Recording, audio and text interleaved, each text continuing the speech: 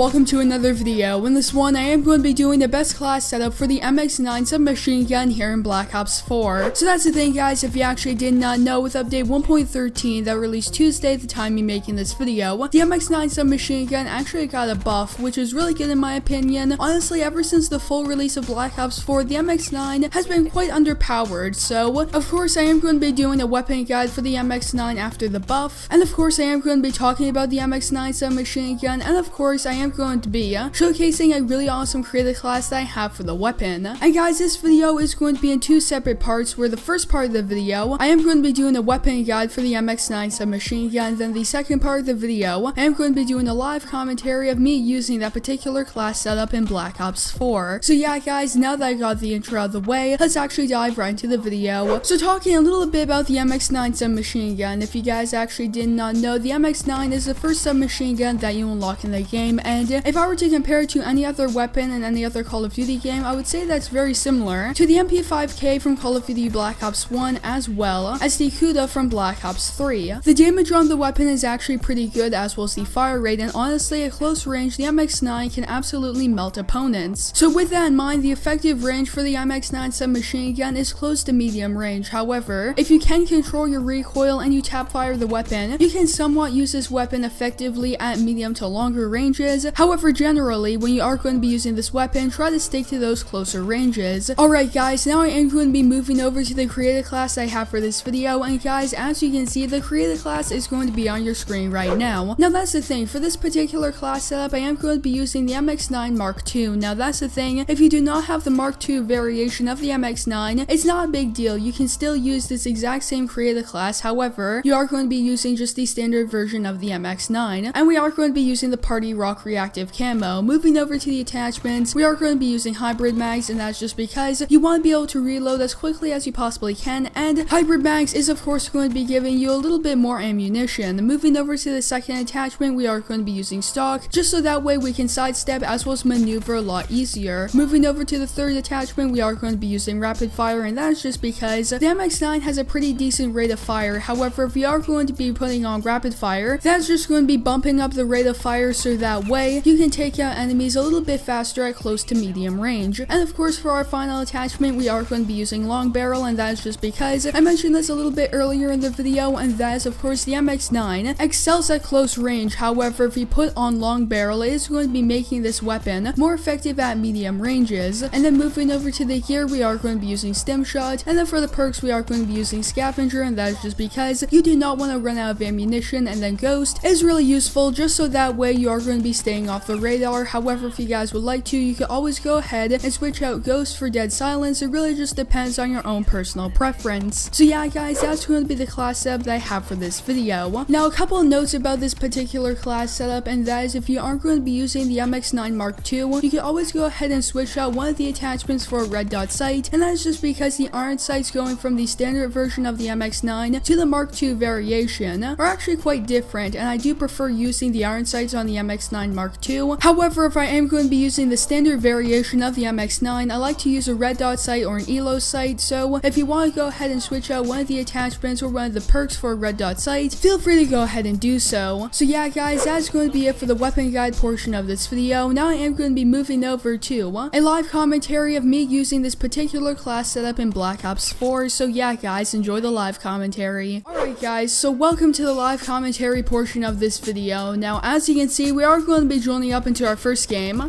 And this time we are just going to be playing a game of standard TDM here on Nuketown. Of course guys, as you can see, we are going to be using the brand new Party Rock reactive camo, which I actually made a video on this particular camo on Friday, so if you guys would like to go ahead and check out that video, feel free to go ahead and do so. So that's the thing, of course with update 1.13, which dropped on Tuesday, the MX-9 actually got a buff, which is pretty good in my opinion. Honestly, the MX-9 has been pretty underpowered ever since the full release of the game, because that's the thing, if you guys actually did not know, during the Black Ops 4 beta, the MX-9 was an absolute powerhouse. Everyone used the weapon during the beta, and then come the full release version of the game, the MX-9 got a nerf, and ever since then, people have stopped really using this particular weapon, which is a little bit unfortunate because the MX-9 is a really cool weapon in the game. As I mentioned during the commentary portion of the video, it's actually quite similar to the Kuda as well as the MP5K from Call of Duty Black Ops 1 as well as Black Ops 3. So now that it got buffed, hopefully, it means that more people are going to be using this weapon.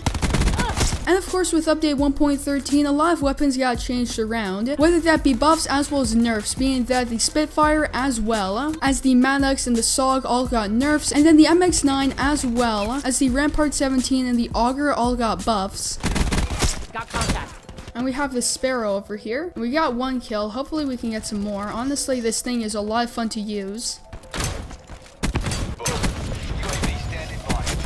Oh my goodness, if we didn't get 9 bang, we might be able to get a triple. That would have been pretty awesome, but it's not too big of a deal. Alright guys, as you can see, that's going to be our first game. Ended up going 20-6, not really too bad in my opinion. We joined in pretty late into this game, so unfortunately we were not able to get a lot of kills because we joined in quite late. However, nonetheless, that's going to be our first game, and I will see you guys in game number 2. Alright guys, as you can see, we are going to be joining up into our second game, and this time we are just going to be playing a game of standard TDM here on Gridlock. Now that's the thing, we actually ended up joining pretty late into this particular game as well. Unfortunately, the last game that we were in, the game lobby actually ended up closing for one reason or another, which is kind of unfortunate because I was hoping to play Nuketown again. Wait a second, there's a person over there. Now that's the thing for the standard version of the MX-9. I was never really a huge fan of the iron sights. They aren't really too bad. However, from my experience, they are a little bit hard to use if you are going to be taking out enemies at longer ranges. Wait a second, there we go. We just took out this camper. And he was using a thermal Titan light machine gun. Oh my goodness. However, I really do enjoy using the iron sights on this particular version of the MX-9. Now that's the thing, I didn't get the MX-9 Mark II out of a reserve drop. I actually got it because I pre-ordered the game, being that previously known as the MX-9 Patriot. You got it by pre-ordering Black Ops 4. However, then with update 1.13, the MX-9 Patriot was converted to the MX-9 Mark II. So that's how I got my hands on the Mark II variation of the MX-9. Alright guys, that's going to be our second game. Unfortunately, we joined in really late into this particular game, so we weren't able to get too many kills. However, nonetheless, that's going to be our second game, and hopefully game number 3 we're able to play through the entire match, and not just the last 3 minutes of it. Alright guys, as you can see, we are going to be joining up into our third game, and this time, we are going to be playing a game of TDM here on Firing Range, and guys, as you can see, we are going to be playing throughout this entire game, and we didn't join up late. Now that's the thing, the main issue that I had with the MX-9 before the buff, and that is the weapon was very inconsistent, especially if you are going to be trying to take out enemies at medium range. I noticed that before the buff, this weapon was an absolute hit marker machine. However, after the buff, the weapon is way more consistent, especially if you put on long barrel, which I am going to be running for this particular class setup. So guys, if you haven't already tried out the MX-9 after the buff, make sure you go ahead and do so. Honestly, this weapon is completely different than how it was before the buff. Alright, there we go. That's a double kill with the Sparrow.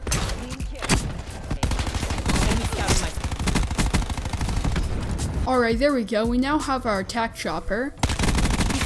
And we're actually on the Merciless. That's pretty good.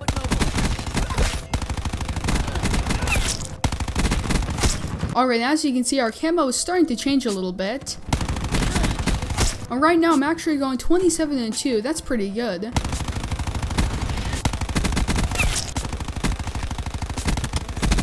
Alright, we have our Sparrow again. Now that's the thing, I'm not completely sure where the enemies are going to be. Alright, there's 2. Hostile CUAV detected. There's another one. UAV above. Okay, that was actually pretty good. Oh my goodness, I'm going 44-2. I'll definitely take that. Alright, I'm actually on a Ruthless as well.